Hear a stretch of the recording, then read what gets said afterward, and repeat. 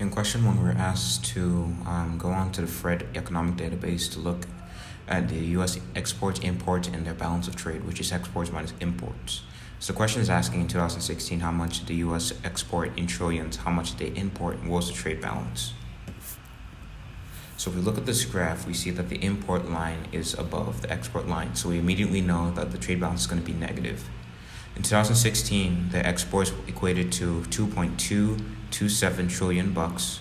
The imports equated to 2.740 trillion bucks, and the trade balance, exports minus imports, was negative 512,512,000. In question 2, we're given 3 questions asking about the current account, capital account, and change in official reserves formula.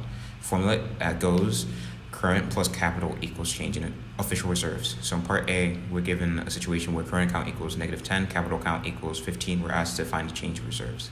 The change in reserves would be current account plus capital. So negative 10 plus 15 is 5.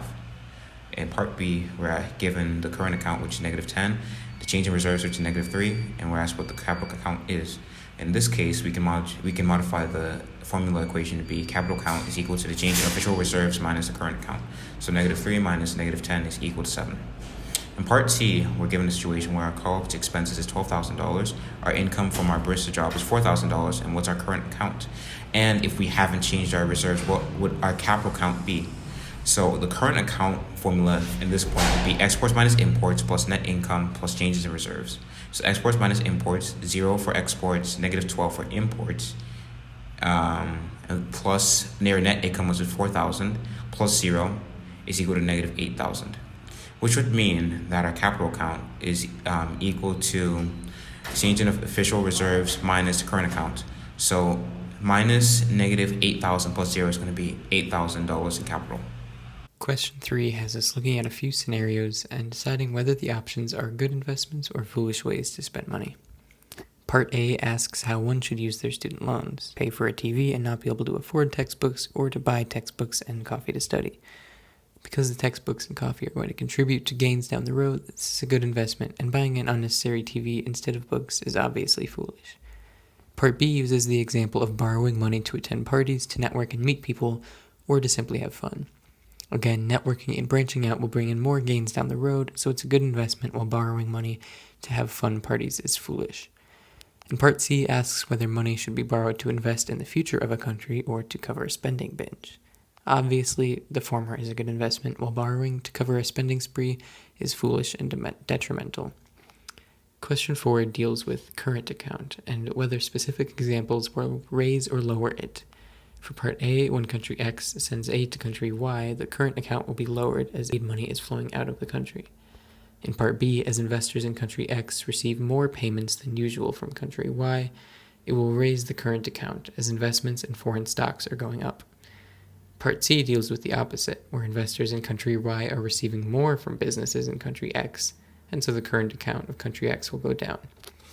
And for Part D, families from country Y who work in country X are sending money from country X to country Y for their family, which will lower the current account as the money made in country X is going out of the country. For question 5, we're practicing with capital account, and we have to figure out which category each of these examples belongs in for country X's capital account. So let's say a corporation in country Y pays for a new factory to be built in country X. This is foreign direct investment because they're making an actual factory there, so it raises the capital account because the foreigners are getting more stock in their company. Alright, for Part B, a corporation in country Y sells all its stock in the corporation located in country X to a citizen of country X. This decreases capital account because country X is getting in charge of more of its own revenue. And for Part C, we have a citizen of country Y purchasing 20% of the shares of a corporation in country X from a citizen in country X. This is also portfolio investment, but this time it raises capital account because financial assets are being moved from country X to country Y. And for the last part, we have a business owner in country X pays for a new factory to be built in country Y.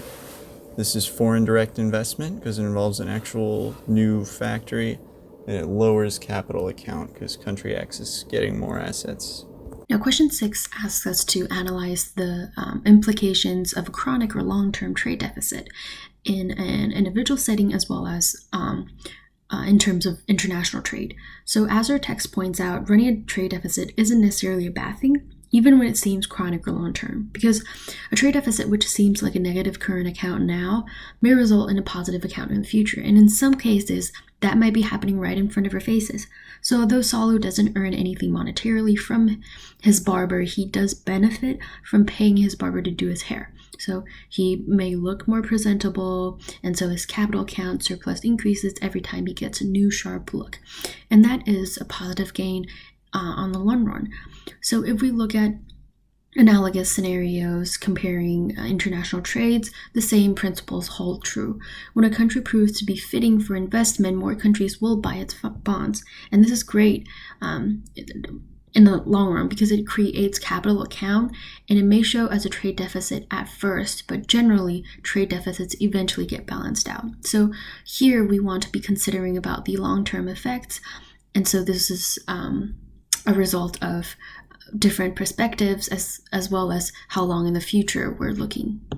In question 7, we are analyzing the trade deficit in a Christmas gift-giving scenario. And so for the young Gwen, she does a benefit from the trade deficit because she gives very little to her parents, but she receives significantly more than the amount she paid for.